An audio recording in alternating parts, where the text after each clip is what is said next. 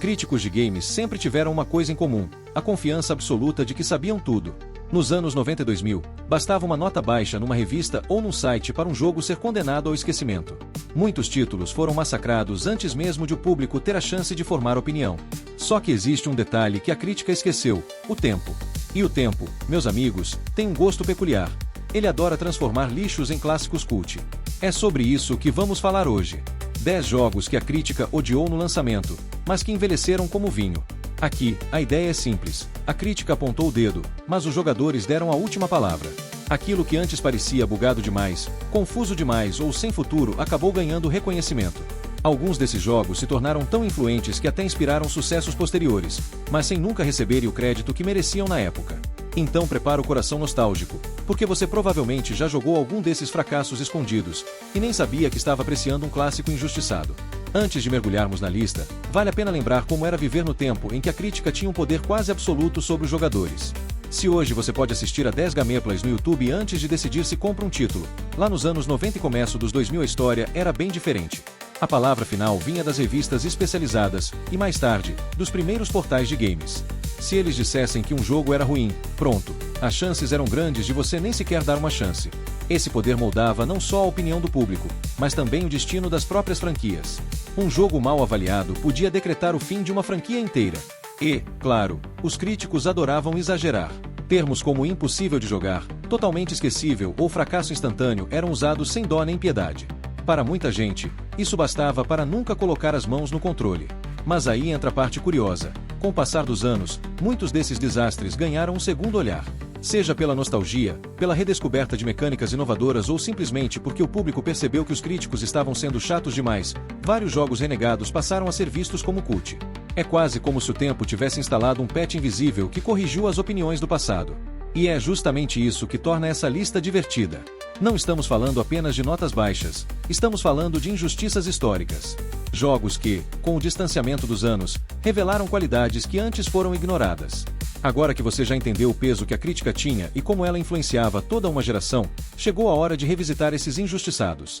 Bora começar nossa lista. Quando Shenmue chegou ao Dreamcast em 1999, a promessa era gigantesca. Um mundo aberto vivo, interações detalhadas e uma experiência cinematográfica nunca antes vista. A crítica, no entanto, não comprou o hype. Muitos reclamaram que o jogo era lento demais, que você passava mais tempo conversando com vizinhos e procurando pistas banais do que lutando. Alguns chegaram a dizer que Shenmue parecia mais um simulador de rotina entediante do que um game de ação. Mas o tempo mostrou que a visão de Yu Suzuki estava à frente de sua época. O que parecia monótono em 1999 hoje é visto como marco. Elementos de exploração, ciclo de dia e noite, clima dinâmico e liberdade de escolhas inspiraram dezenas de jogos modernos. Se na época alguns riram do protagonista Ryu procurando trabalho e cortando madeira, hoje isso é lembrado com carinho como parte do charme único do game.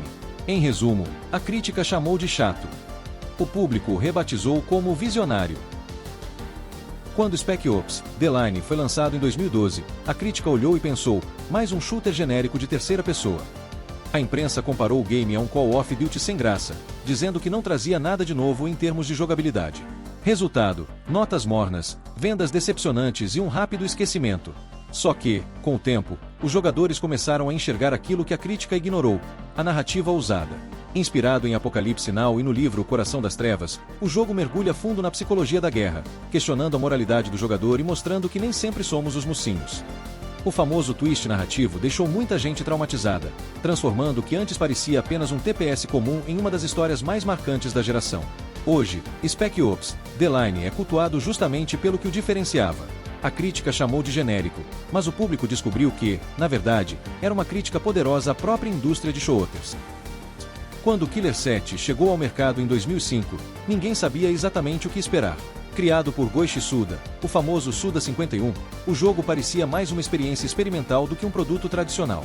A crítica não perdoou: gráficos estilizados demais, controles considerados estranhos e uma narrativa que muitos chamaram de incompreensível. Para boa parte da imprensa, Killer 7 era simplesmente esquisito demais para ser levado a sério. O que eles não entenderam é que esse era justamente o ponto. Com o tempo, Killer 7 foi redescoberto como uma obra de arte surrealista dentro do universo dos games. Sua estética única, a mistura de violência estilizada com humor sombrio e a narrativa fragmentada acabaram conquistando um público fiel. Hoje, é lembrado como um dos jogos mais originais da geração, referência para o estilo inconfundível de Suda 51 e inspiração para outros títulos igualmente fora da caixinha. Em 2005, a crítica disse não faz sentido algum. Em 2025, os fãs respondem, exatamente por isso é genial.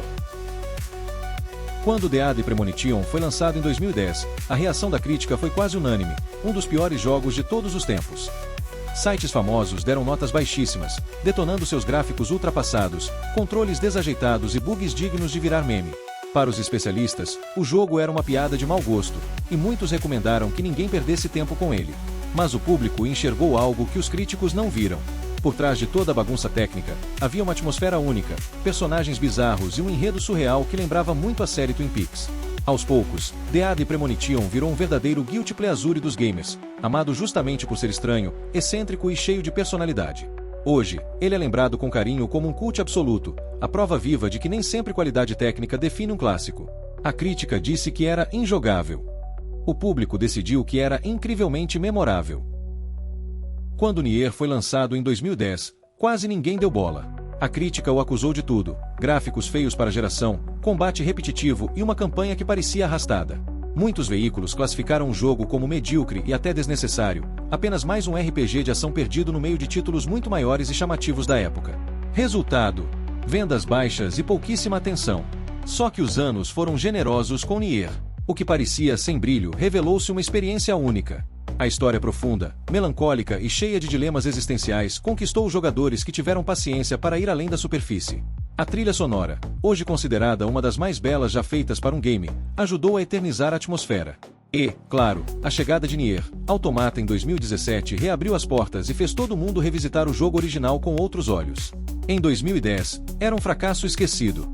Em 2025, é respeitado como um dos RPGs mais marcantes de sua geração. Em 2000, a expectativa era enorme. Após o sucesso esmagador de Ocarina of Time, qualquer sequência seria comparada a ele. E quando Majora's Mask chegou, a crítica não perdoou. Muitos reclamaram do tom sombrio demais, da pressão constante do limite de 3 dias dentro do jogo e da dificuldade considerada injusta. Para alguns jornalistas, aquilo não era um verdadeiro Zelda, mas sim um experimento esquisito que se afastava do espírito da franquia. Mas, com o tempo, Majora's Mask ganhou um lugar especial no coração dos fãs. A atmosfera melancólica, os personagens excêntricos e a sensação de urgência criaram uma das experiências mais únicas da série. Hoje, ele é celebrado justamente pelo que o tornava estranho: sua coragem em ser diferente, em explorar temas maduros como perda, medo e fim do mundo. Na época, foi visto como a ovelha negra de Zelda. Hoje, é considerado por muitos como o título mais profundo e artístico da franquia. Quando Pathologic chegou ao PC em 2005, a crítica praticamente torceu o nariz em uníssono. Gráficos toscos, bugs grotescos, combate travado e uma dificuldade que beirava a tortura. Muitos veículos classificaram o jogo como injogável e recomendaram fortemente que ninguém sequer tentasse. Resultado: vendas baixíssimas e um rápido desaparecimento do radar da indústria. Mas, por trás dessa casca desastrosa, havia algo que poucos perceberam na época: uma narrativa ousada e perturbadora sobre praga, morte e escolhas impossíveis. Pathologic não era um jogo para divertir, mas para incomodar. E foi justamente isso que conquistou um público fiel com o passar dos anos. O título virou cult entre os que buscavam experiências diferentes, sendo até relançado em versões atualizadas que reforçaram seu status de obra incompreendida. Quando Vanquish foi lançado em 2010, a crítica reconheceu que ele tinha boas ideias, mas logo veio a martelada: é curto demais, raso demais e não vale o preço cheio.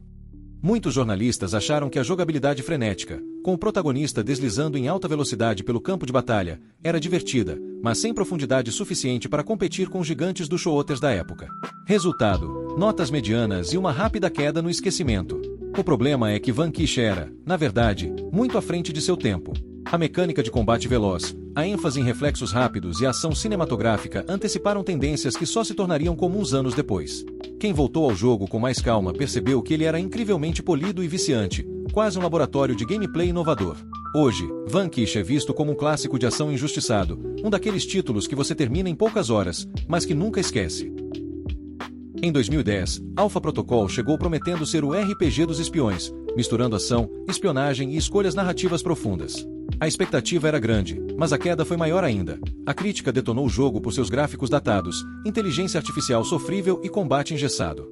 Muitos sites cravaram que era um dos maiores desperdícios de potencial da geração. Mas o tempo revelou outro lado da história.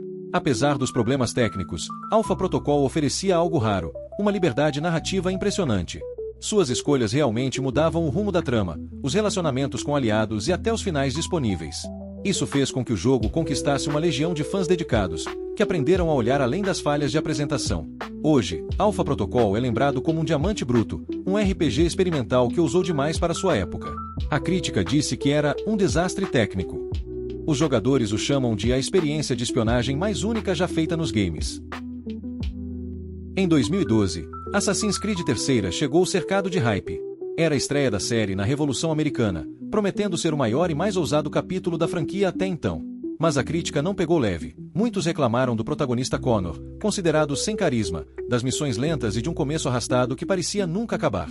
Para vários veículos, o jogo foi um retrocesso em relação ao aclamado Assassin's Creed II. Com o passar do tempo, porém, a visão mudou. Hoje, muitos reconhecem que a C3 trouxe mecânicas inovadoras, como parkour em florestas, batalhas navais épicas e uma ambientação histórica extremamente detalhada. Connor, antes taxado como sem graça, passou a ser visto como um protagonista mais sério e complexo, diferente do tom brincalhão de Ezio. Depois de revisitar esses 10 jogos, fica claro que a crítica da época nem sempre foi justa. Muitos desses títulos chegaram cercados de expectativas e foram julgados com pressa, em comparação direta com tendências do momento. Mas, como vimos, o tempo tem um poder especial. Ele tira os filtros do hype e do marketing, permitindo que a gente enxergue os jogos pelo que realmente são. Essa é a mágica da nostalgia. Ela nos faz revisitar experiências com um olhar mais leve, valorizando as ideias, a ousadia e até os defeitos que, no fim, tornam cada jogo único. No final das contas, talvez a lição seja simples. A crítica pode até dar as primeiras impressões, mas quem escreve a história de um jogo são os jogadores, aqueles que continuam jogando, revisitando e ressignificando esses mundos digitais. E aí, qual desses jogos você já julgou mal na época, mas hoje reconhece como um clássico injustiçado? Comenta aí, não esquece, deixa o like e inscrever no canal e lembra-se, talvez esteja na hora de dar uma segunda chance a ele. Afinal, como diz o ditado, alguns jogos envelhecem como leite, mas outros, como vinho.